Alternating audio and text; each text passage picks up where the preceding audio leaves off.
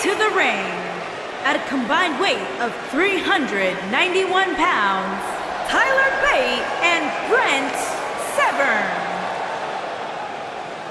It's time for our first match of the night, guys, and it looks like we have quite the contest coming up. And good luck to those who have to follow this one. You're going to need it.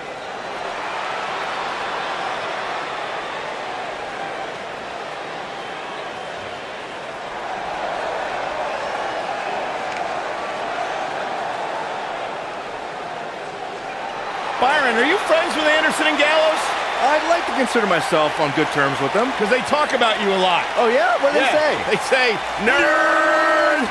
And their opponents, at a combined weight of 505 pounds, Luke Gallows and Carl Anderson.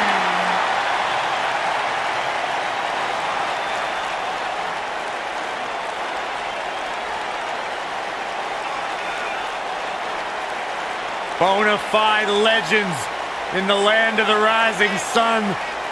Anderson and Gallows, two of my favorite people to be around outside of the ring, because inside, they're all business. I'd like to hang out with Anderson and Gallows outside of the ring. You would never be invited to brother softly with these two guys. I'd like to have abs like Anderson. Oh, yeah, me too.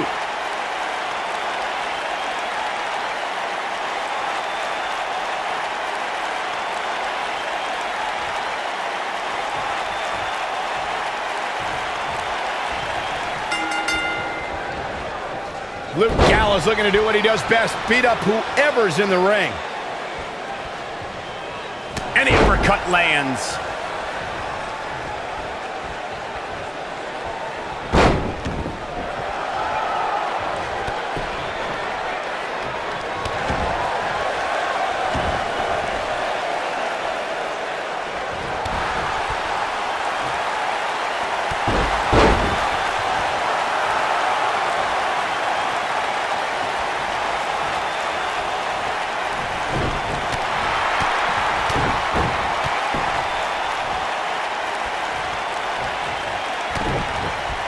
Luke Gallows starting to slow down a bit. He's got the shoulders down. Luke Gallows with a quick kick out. Not even close.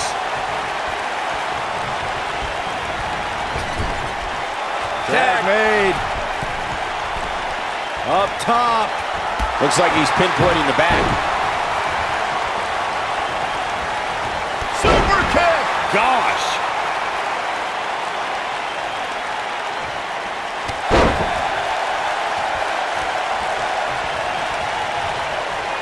Tag team history was made when the first ever SmackDown Tag Team Champions were crowned at Backlash 2016. The unlikely duo of Rhino and Heath Slater caught lightning in a bottle and ran through the tag team title tournament.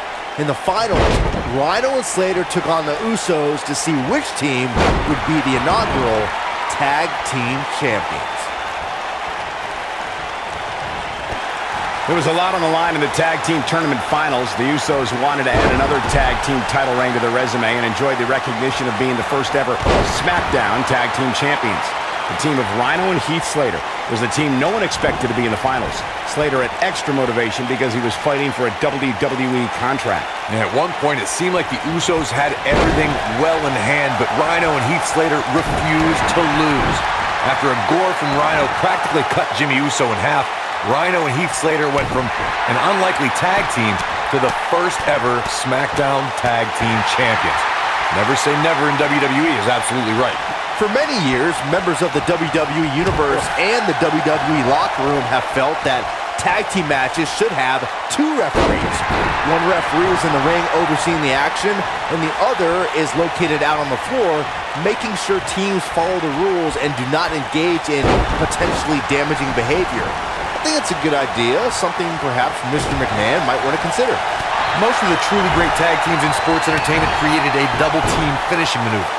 The spike pile driver from Anderson and Blanchard, the heart attack from the Hart Foundation, the rocker dropper from the Rockers, or the Doomsday device from the Road Warriors. A team needs to have a tag team finisher and be able to execute that finisher on all types of opponents. Byron, earlier you raised a point that people have been talking about for years, and that's a second referee being appointed to tag team matches. I remember WWE Hall of Famer and former WWE President Gorilla Monsoon used to express his strong advocacy for two referees being appointed to tag team matches. It's something that's been talked about for decades, Michael, and I don't think it's ever going to happen. We've seen it on occasion, but I think it's best to let the superstars be responsible for themselves.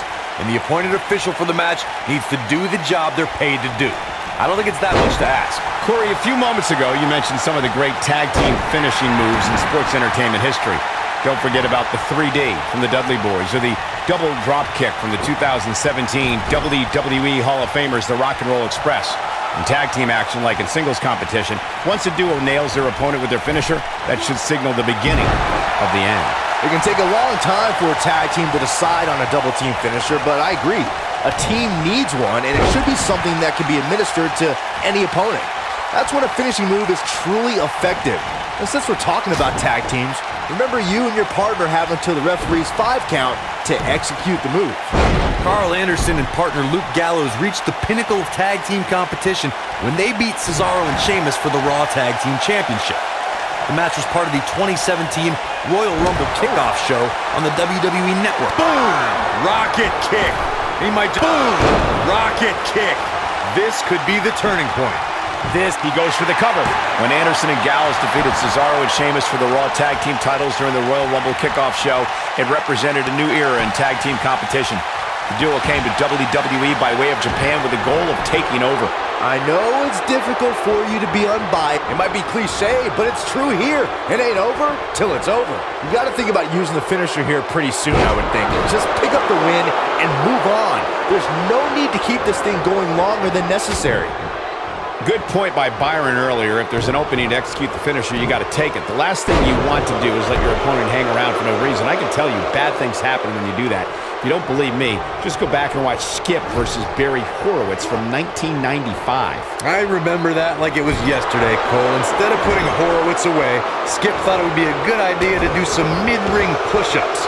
And as you were saying, the decision ultimately came back to haunt it.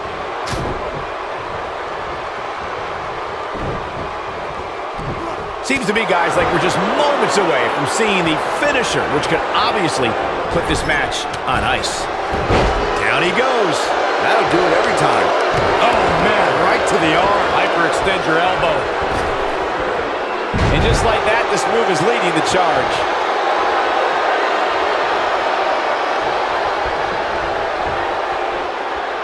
Luke Gallows in with the tag. The finisher could absolutely end this match, Michael, as you were saying, but it's not a guarantee. Sometimes it takes 2 or even 3 to get the job done, and even then, it's not a sure bet. A la Randy Savage versus the Ultimate Warrior at WrestleMania 7. That's my favorite match of all time.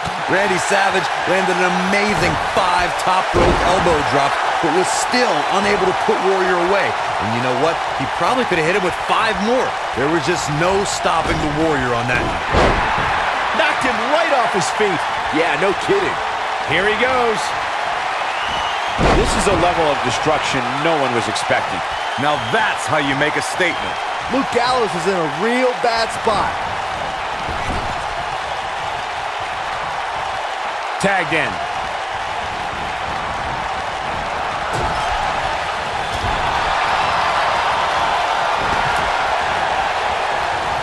We've seen some great tag team action over the years here in WWE, and I can attest that this is no different.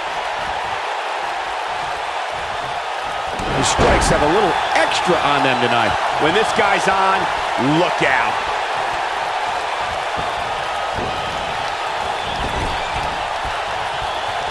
Gallows able to get out of the way there. Nice little dodge scheme. And off the tag is Carl Anderson. That's a great example of teamwork right there.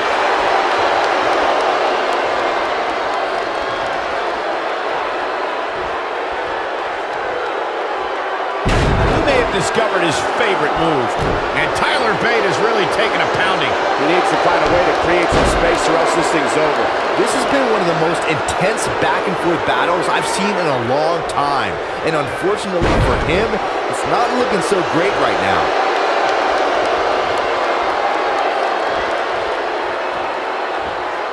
Uh-oh. A rampage! Man.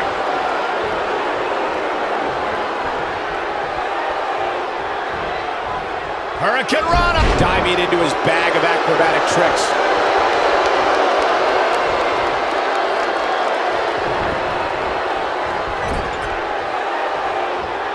Oh, chin-breaking uppercut.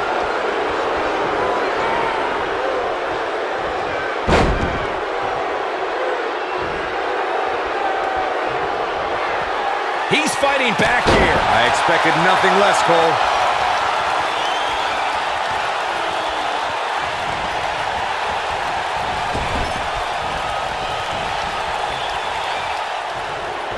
Anderson picks him up.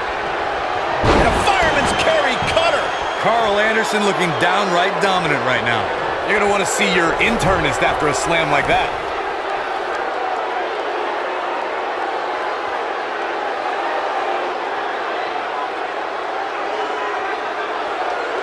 What a hellaciously physical match these gladiators have. He's going for the pin. One. And a kick out. That's all right, Cole.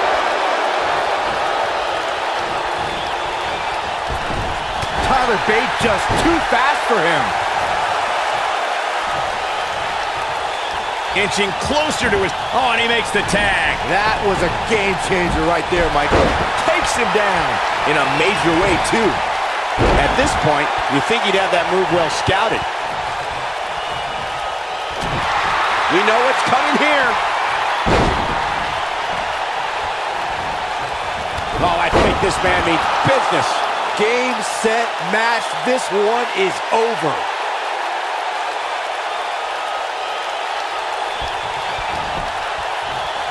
There's the pin. Can his opponent kick out? They did it.